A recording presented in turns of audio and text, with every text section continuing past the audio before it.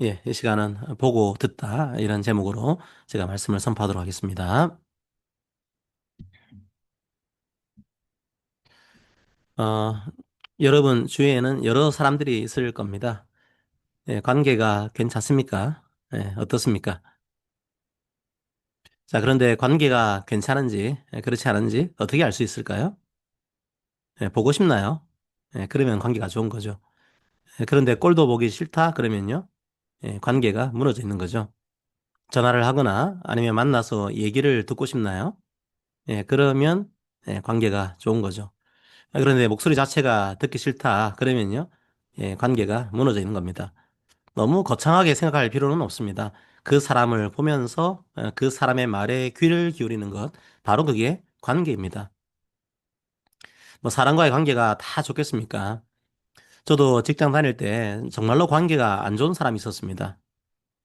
꽤 오랜 시간이 흘렀지만 지금도 부딪히지 않았으면 좋겠다 그런 생각을 합니다. 보기 싫은 거죠. 지금도 그 관계가 회복이 안 되고 있는 겁니다. 부끄럽지만 그렇습니다. 여전히 그 사람의 탐욕스러움이 이해가 안 됩니다. 그래서 계속 얼굴을 안 봤으면 좋겠다 그런 생각을 합니다. 인간관계가 그렇게 쉽진 않죠. 자, 제가 왜 보고 듣는 게 관계를 판단하는 척도다 이런 말씀을 드리고 있을까요? 이사야서에서도 보고 듣는 걸 굉장히 중요하게 생각하고 있기 때문입니다. 이사야 1장 2절과 3절을 봅시다.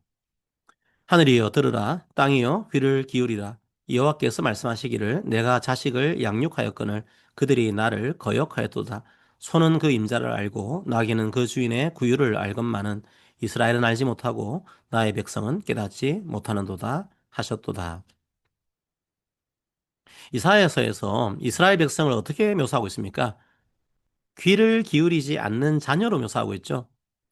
심지어 짐승도 주인의 말을 듣습니다. 하지만 자녀가 부모의 말을 듣지 않죠. 오히려 부모를 배신하고 거역합니다. 여기서 하나님을 부모로 묘사하고 있죠.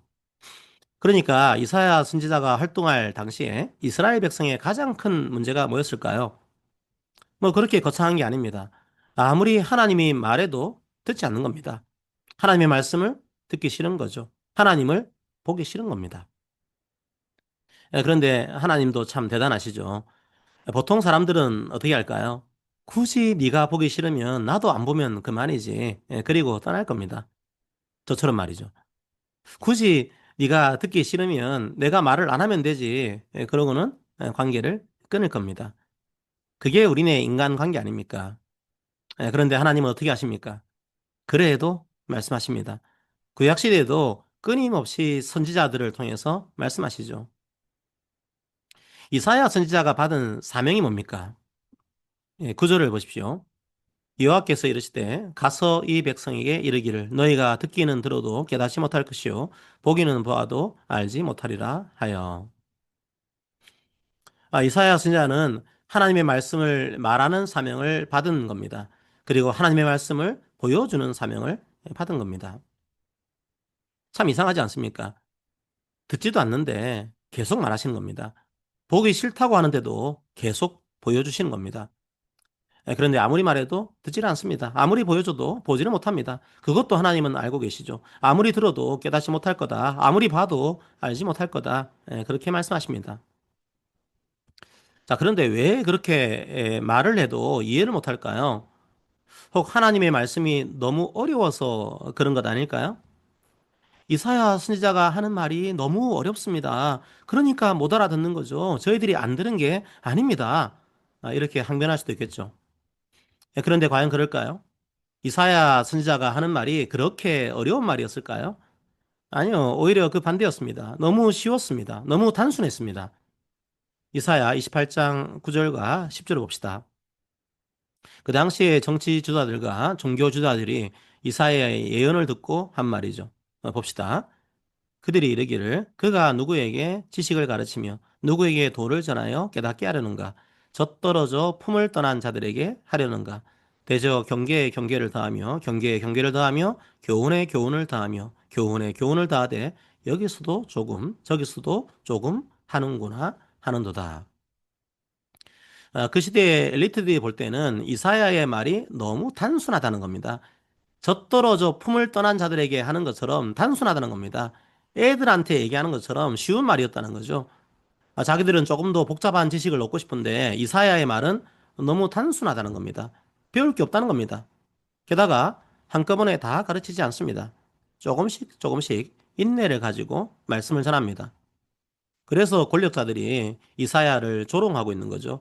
우리 같이 배운 사람들이 뭔가 더 배울 수 있도록 어렵게 가르치라는 거죠. 이사야는 어렵지 않았다는 겁니다. 그만큼 이사야의 말이 쉬웠다는 겁니다. 단순했다는 겁니다. 누구나 들으면 이해할 수 있는데 듣지 않았다는 겁니다. 그들의 귀가 막혀 있던 겁니다. 그들의 눈이 감겨 있던 겁니다.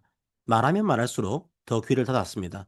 보이면 보일수록 더 눈을 감았습니다. 바로 그게 그 당시 이스라엘의 상황이었습니다.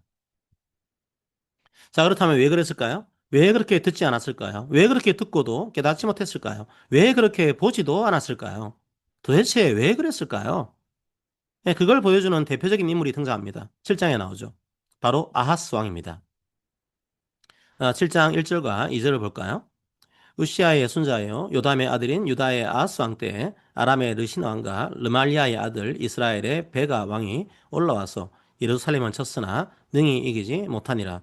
어떤 사람이 다윗의 집에 알려 이르되 아람이 에브라임과 동맹하였다 하였으므로 왕의 마음과 그의 백성의 마음이 숲이 바람에 흔들림 같이 흔들렸더라. 아하스는 남유다의 왕이었습니다. 그 당시 국제 정세가 요동을 치고 있었습니다. 요즘의 세계하고 크게 다르지 않습니다. 누가 근동의 패권을 차지하는가 그걸 두고 여러 나라들이 합종 연행을 하고 있었습니다. 그런데 남유다 바로 위에 있는 북이스라엘이 아람과 연합을 한 겁니다. 왜 북이스라엘이 아람과 연합을 한 걸까요? 아시리아를 견제하기 위해서입니다. 그 당시에는 아시리아가 신흥 강국으로 떠오르고 있었습니다. 그런데 남유다가 이 아시리아하고 붙어 있는 거죠. 북이스라엘과 아람이 이런 남유다가 못마땅한 겁니다. 그래서 북이스라엘과 아람 연합군이 남유다를 침입합니다. 굉장히 거대한 군대가 남유다를 공격한 겁니다. 어떨까요? 두려웠겠죠. 성경도 아하스 왕이 두려워서 떨었다고 말합니다. 그때 바로 이사야가 아하스 왕 앞에 등장합니다. 그런데 3절에 보면 이사야가 아들과 함께 아하스한테 갑니다. 3절에 볼까요? 그때 여호와께서 이사야에게 이르시되 너와 네 아들 스알 야슈브는 윗못 수도 끝 세탁자의 밭 큰 길에 나가서 아하스를 만나. 이사야 아들의 이름이 심상치 않습니다. 스알 야숲입니다. 남은 자가 돌아오리라 이런 뜻인데요. 슈브라는 히브리어가 사용되고 있습니다. 자, 슈브가 무슨 뜻일까요? 돌아온다는 뜻입니다. 회개한다는 뜻입니다. 이사야가 굳이 아들과 함께 아하스를 만난 이유가 뭘까요? 굳이 아들의 이름을 쓴 이유가 또 뭘까요? 의미가 있다고 생각합니다. 이런 두려움 속에서 아하스가 해야 할 일은 뭘까요? 바로 하나님께 돌아가는 겁니다. 하나님께 회개하는 겁니다. 하나님께서 아하스에게 요구하는 건 회개입니다. 다시 하나님께 돌아오는 겁니다. 강대국을 두려워하는 게 아닌 거죠. 자, 이사야가 아들과 함께 아하스를 만나서 한 말이 뭘까요? 7장 7절을 봅시다. 주 여호와의 말씀이 그 일은 서지 못하며 이루어지지 못하리라. 북이스라엘과 아람 연합군이 실패할 거라고 말하죠. 그들의 계획대로 안 될 거라고 말씀합니다. 이사야는 오히려 그들이 멸망할 거라고 예언합니다. 그러므로 두려워하지 말라는 겁니다. 두려워하지 말고 다시 하나님께로 돌아오라는 겁니다. 하나님을 의지하라는 겁니다. 바로 그게 하나님의 말씀이었습니다. 아하스가 그 말씀을 들었을까요? 물리적으로는 그 말씀이 들렸겠죠. 하지만 그 말씀을 믿지 않았습니다. 그리고 순종하지도 않았습니다. 심지어 하나님께서 징조를 줄 테니까 믿어라. 그렇게 말씀하시죠. 그 유명한 임마누엘 징조를 말씀하십니다. 처녀가 잉태하여 아들을 낳는 징조를 주시겠다. 그렇게 말씀하셔도 믿지 않습니다. 아하스는 이사야의 말을 듣지 않고 오히려 아시리아의 왕한테 찾아갑니다. 하나님의 말씀을 듣지 않은 거죠. 자, 열왕기하 16장 7절 봅시다. 아하스가 아수르 왕 디글랏빌레셀에게 사자를 보내 이르되 나는 왕의 신복이요 왕의 아들이라. 이제 아람 왕과 이스라엘 왕이 나를 치니 청하건대 올라와 그 손에서 나를 구원하소서 하고. 왜 아하스가 이사야의 말을 듣지 않았을까요? 아하스의 눈에 아시리아가 보였기 때문입니다. 아시리아의 군사력이 눈에 보였던 겁니다. 하나님이 보인 게 아니라 사람의 족수가 보인 겁니다. 그래서 아하스는 아시리아의 디글랏빌레셀한테 가서 자기를 구원해 달라고 간청합니다. 하나님을 의지하는 게 아니라 그 당시의 신흥 강대국 아시리아를 의지한 겁니다. 아하스는 하나님을 경외하지 않고 아시리아라는 강대국을 더 두려워했습니다. 하나님보다 아시리아를 더 무서워한 거죠. 자, 그런데 결과가 어떻게 됐을까요? 열왕기하 16장 9절을 봅시다. 아수르 왕이 그 청을 듣고 곧 올라와서 다메섹을 쳐서 점령하여 그 백성을 사로잡아 기르로 옮기고 또 르신을 죽였더라. 아시리아가 와서 북이스라엘과 아람 연합군을 패배시킵니다. 아하스가 요청한 대로 된 거죠. 그런데 아시리아가 왜 아하스를 도왔을까요? 정의를 위해서일까요? 평화를 위해서일까요? 네, 그렇지 않습니다. 그냥 자기의 탐욕을 채우기 위해서입니다. 그래서 이 전쟁에서 이긴 다음에 오히려 아하스한테 더 많은 것들을 요구합니다. 괴롭힌 거죠. 역기하 28장 20절과 21절을 봅시다. 아수르 왕 디글랏빌레셀이 그에게 이르렀으나 돕지 아니하고 도리어 그를 공격하였더라. 아하스가 여호와의 전과 왕궁과 방백들의 집에서 재물을 가져다가 아수르 왕에게 주었으나 그에게 유익이 없었더라. 아시리아는 아하스를 도와준 다음에 바로 아하스와 유다를 괴롭혔습니다. 정말로 아하스를 걱정한 게 아닌 거죠. 자기의 이속을 챙기기 위해서 도와준 겁니다. 그러면 아하스가 어떻게 해야 할까요? 다시 하나님께 돌아와야 하지 않을까요? 강대국을 의지하는 게 의미가 없구나. 하나님께 회개하고 돌아와야 하지 않을까요?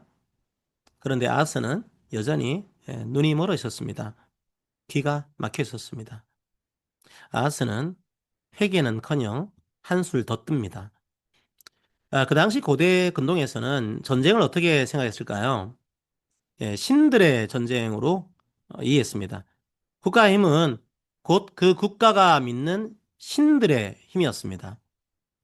아하스가 본 것은 뭐였습니까? 아시리아의 군사력이었습니다. 아하스가 들은 것은 뭐였습니까? 그 군사력을 만든 아시리아 신들의 목소리였습니다. 이사야는 여호와께 돌아오라고 외쳤습니다. 하지만 아하스는 듣지 않고 보지 않았습니다. 오히려 아시리아의 군대를 보았고 아시리아 신들의 목소리를 들었습니다. 와, 저 아시리아 신들이 정말로 힘이 세구나. 이제는 여호와를 섬기는 게 아니라 저 아시리아의 신들을 섬겨야겠다. 그렇게 생각합니다. 제가 아하스의 눈과 귀를 막은 겁니다. 열왕기하 16장 10절과 11절을 봅시다. 아하스 왕이 아수르의 왕 디글랏빌레스를 만나러 다메섹에 갔다가 거기 있는 제단을 보고 아하스 왕이 그 제단의 모든 구조와 제도의 양식을 그려 제사장 우리아에게 보냈더니 아하스 왕이 다메섹에서 돌아오기 전에 제사장 우리아가 아하스 왕이 다메섹에서 보낸 대로 모두 행하여 제사장 우리아가 제단을 만든지라. 아하스가 이제 아시리아에 가서 보니까 신전이 화려합니다. 멋집니다. 그래, 신이 있는 곳이면 이 정도는 돼야지 생각을 합니다. 그래서 그 설계도를 예루살렘에 보냅니다. 아예 성전을 아시리아 신전처럼 개조해 버립니다. 아시리아의 신들이 최고의 신이야. 이런 망상에 빠진 겁니다. 정치 지도자가 망상에 빠진 겁니다. 온 나라 백성들의 신앙을 바꾸려고 한 거죠. 네, 그렇게 아하스 왕은 실패했습니다. 말씀을 듣지도 않고 보지도 않았습니다. 그래서 망했습니다. 자기도 망했고 남유다도 망하는 길로 안내합니다. 왜 망한 걸까요? 하나님이 힘이 없어서입니까? 아시리아의 거짓 우상보다 약해서입니까? 네, 그렇지 않습니다. 듣지 않았기 때문입니다. 보지 않았기 때문입니다. 듣지 않으니까 하나님의 뜻이 뭔지 모릅니다. 그래서 하나님을 섬기지 않고 이웃을 섬기지 않았습니다. 바로 그게 죄입니다. 남유다는 스스로의 죄 때문에 눈이 멀고 귀가 막혀 있었습니다. 그래서 망한 겁니다. 이사야 59장 1절과 2절을 봅시다. 여호와의 손이 짧아 구원하지 못하심도 아니요 귀가 둔하여 듣지 못하심도 아니라 오직 너희 죄악이 너희와 너희 하나님 사이를 갈라놓았고 너희 죄가 그의 얼굴을 가리어서 너희에게서 듣지 않으시게 함이니라. 죄악이 눈을 가린 겁니다. 죄악이 귀를 막은 겁니다. 그러므로 핑계하지 말라는 겁니다. 이사야 64장 7절을 봅시다. 주의 이름을 부르는 자가 없으며 스스로 분발하여 주를 붙잡는 자가 없사오니 이는 주께서 우리에게 얼굴을 숨기시며 우리의 죄악으로 말미암아 우리가 소멸되게 하셨음이니이다. 남유다가 왜 망했습니까? 하나님과의 관계가 무너졌기 때문에 망한 겁니다. 이웃에 대한 정의가 무너졌기 때문에 망한 겁니다. 왜 관계가 무너진 거죠? 단순합니다. 하나님의 말씀을 보지 않았기 때문입니다. 하나님의 말씀을 듣지 않았기 때문입니다. 거창한 걸 요구하시는 게 아닙니다. 보면 됩니다. 들으면 됩니다. 그리고 그 길을 걸어가면 됩니다. 그 단순한 걸 하지 못했기 때문에 아하스가 망한 거죠.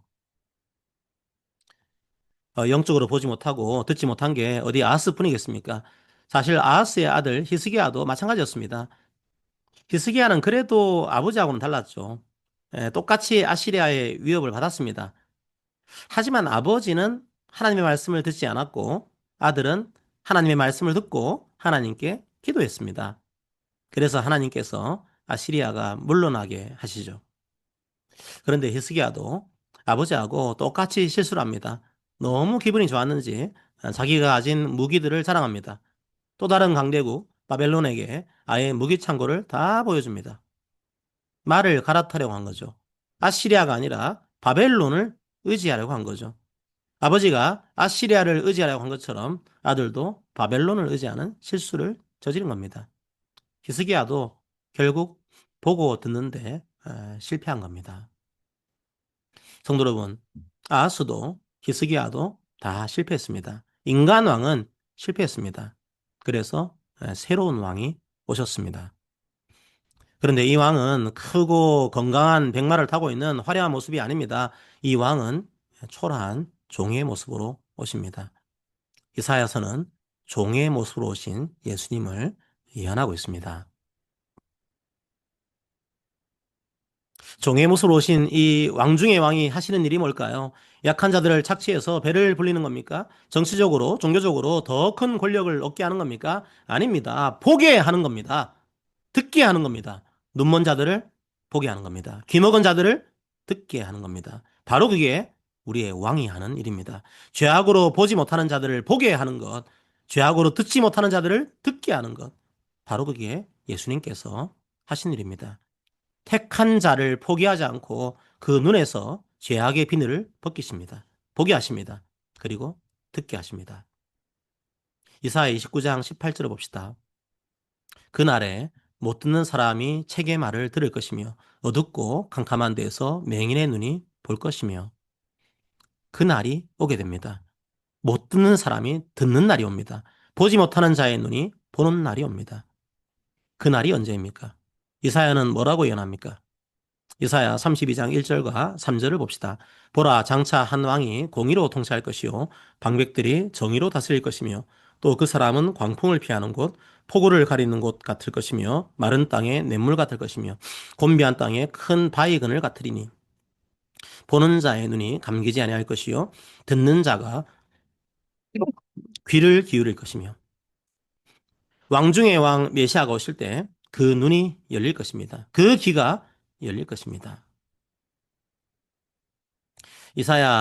누가복음 4장 16절에서 18절을 봅시다.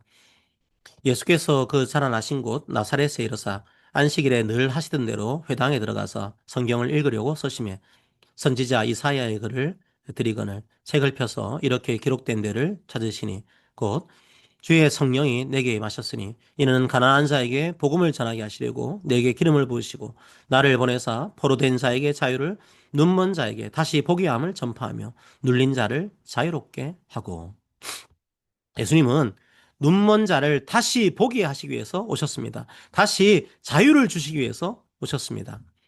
언제 눈이 다시 열립니까? 언제 다시 자유를 얻게 됩니까? 우리의 죄가 용서받을 때입니다. 아하스는 자기의 탐욕 때문에 이사야 선지자가 대언한 주의 말씀을 듣지 못했습니다. 그 영광을 보지 못했습니다. 영적으로 눈먼 자가 되었고 아시리아의 목소리에만 귀를 기울이는 자가 되었습니다. 말씀을 듣지 못하게 된 거죠. 하나님의 말씀을 듣지 않고 보지 않는 그 죄가 눈을 가리고 귀를 먹게 한 겁니다. 그래서 모든 관계를 무너뜨린 겁니다. 하나님과의 관계도 무너졌죠. 사회에도 정의와 공의가 무너지게 됩니다. 이웃과의 관계도 무너집니다. 어떻게 할까요? 보면 됩니다. 들으면 됩니다. 어떻게 보게 될까요? 어떻게 듣게 될까요? 죄로부터 벗어나야 보게 됩니다. 듣게 됩니다. 그런데 우리 스스로의 힘으로는 볼 수가 없는 상태가 된 겁니다. 우리 스스로의 능력으로는 들을 수가 없는 상태가 된 겁니다. 죄가 하나님의 말씀을 볼 수 없게 한 거죠. 죄가 하나님의 목소리를 들을 수 없게 한 거죠. 주님께서 바로 그 죄와 사망에서 우리를 건지기 위해서 오셨습니다. 주의 십자가 은혜로 우리는 보게 되고 듣게 됩니다. 주의 십자가 사역을 믿을 때 우리가 영적으로 보게 됩니다. 우리가 자유를 얻게 됩니다. 결국 주의 십자가 사역을 보고 주께 사시는 말씀을 듣고 믿을 때 우리는 자유를 얻게 됩니다. 그리고 이웃을 향해서 그 말씀을 실천할 때 우리는 자유를 누리게 됩니다. 그렇게 복잡하지 않습니다. 주께서 이미 이루셨습니다. 이제는 주의 말씀을 보고 듣고 믿으면 됩니다. 우리가 주의 말씀을 보고 들을 때 주께서 십자가로 허락하신 그 자유를 우리 삶에서 누리게 됩니다.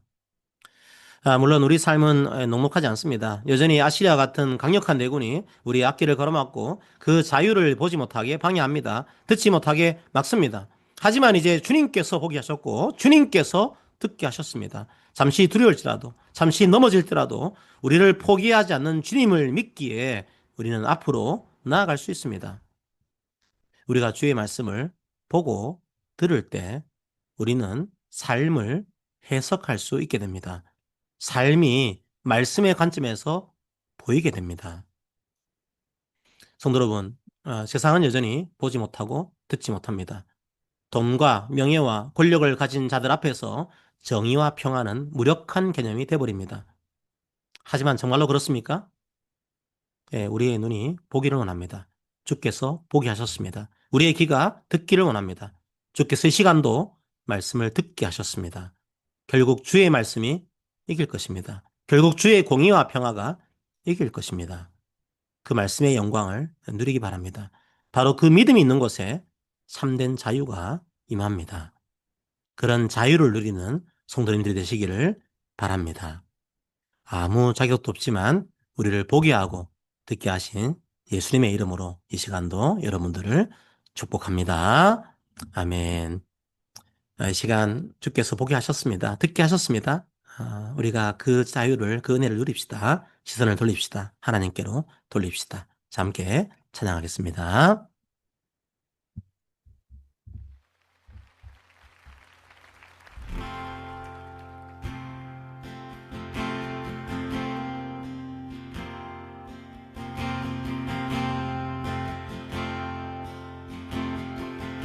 내게로부터 눈을 들어 내게로부터 눈을 들어 주를 보기 시작할 때 주의 일을 보겠네. 내 작은 마음 돌이키사 하늘에 꿈꾸게 하네. 주님을 볼 때 모든 시선을 주님께 드리고 살아계신 하나님을 느낄 때 내 삶은 주의 역사가 되고 하나님이 일하기 시작하네.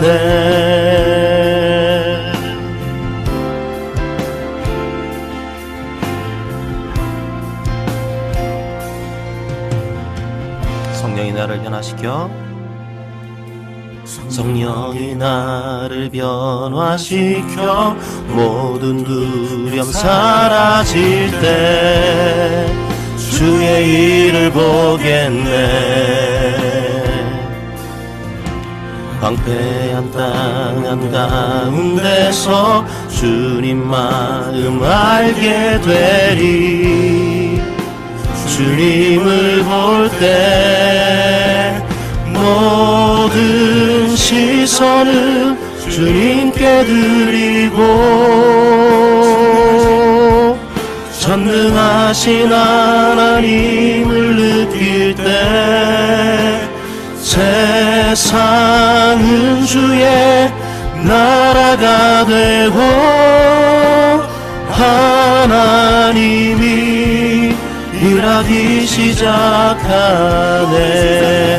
모든 시선을 주님께 드리고 전능하신 하나님을 느낄 때 세상은 주의 나라가 되고 하나님이 일하기 시작하네.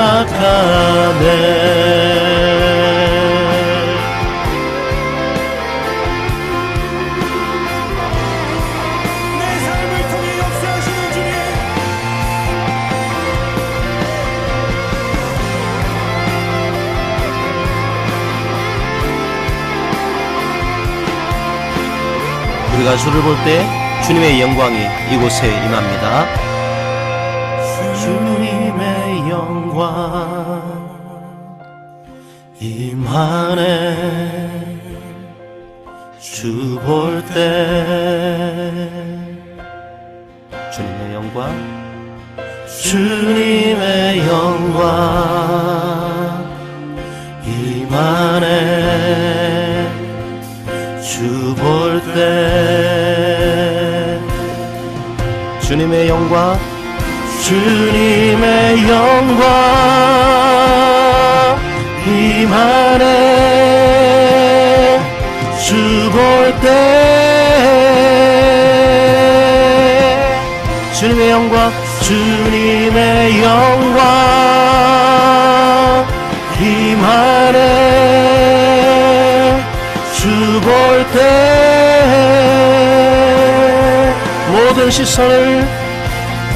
모든 시선을 주님께 드리고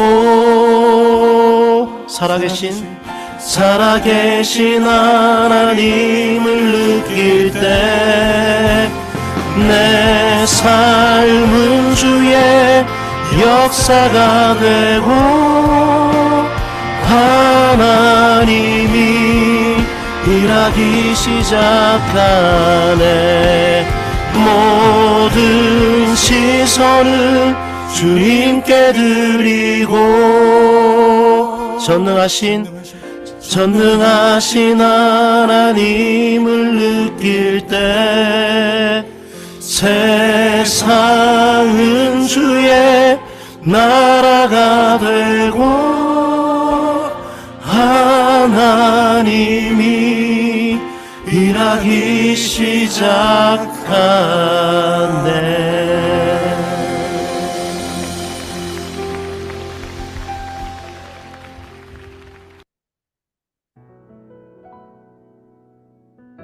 우리 함께 오늘 말씀을 생각하면서 기도합시다. 주님, 죄가 우리와 하나님 사이를 갈라놓았습니다. 그래서 하나님을 의지하기보다는 세상의 피조물을 의지했습니다. 하나님의 말씀에 따라서 이웃을 긍휼하게 여기고 사랑하기보다는 이웃을 저주하고 정죄하게 급급한 삶을 살았습니다. 죄의 비늘에 덮여서 보지 못하는 우리들을 위해서 주님께서 십자가를 지셨습니다. 그래서 보게 하셨습니다. 죄의 덮개를 쓴 채로 보지 못하는 우리들을 위해서 주님께서 십자가를 지었습니다. 그래서 듣게 하셨습니다. 우리에게 주신 이 귀한 자유를 우리가 누리기 원합니다. 보고, 믿고, 듣고, 믿은 대로 담대하게 걸어가게 해주세요. 함께 이 시간 주님께 기도하겠습니다. 기도합니다. 예, 함께 서로가 서로에게 권면하도록 하겠습니다. 권면합니다. 사랑하는 성도 여러분, 주님의 십자가로 우리의 죄를 용서하셨습니다. 우리는 이제 볼 수 있고 들을 수 있습니다. 자유를 얻었습니다. 이제 그 은혜를 우리의 삶으로 우리의 이웃에게 전합시다. 쑥스로 위협하는 아시리아 앞에서 불안에 떨지 말고 오직 주님만을 의지합시다. 주님께서 주시는 참된 자유를 누리기를 축복합니다. 아멘. 자, 그럼 제 말씀은 누가복음 4장 말씀입니다. 주님께서 이사야서의 그 말씀이 나를 통해 이루어졌다 이제 말씀하시죠. 함께 우리에게 이미 이 말씀이 이루어졌음을 고백하고 이 말씀을 이제 우리는 누리면 됩니다. 누리는 저희들이 되게 해주셔서 기도한 마음으로 함께 말씀을 읽습니다.